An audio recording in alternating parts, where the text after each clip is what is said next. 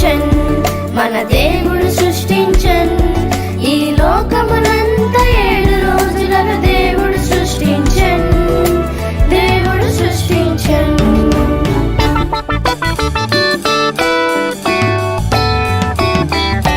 మొదటి రోజు ఆయన వెలుగును సృష్టించన్, రెండవ రోజున భూమి ఆకాశము దేవుడు సృష్టించన్, దేవుడు సృష్టించన్.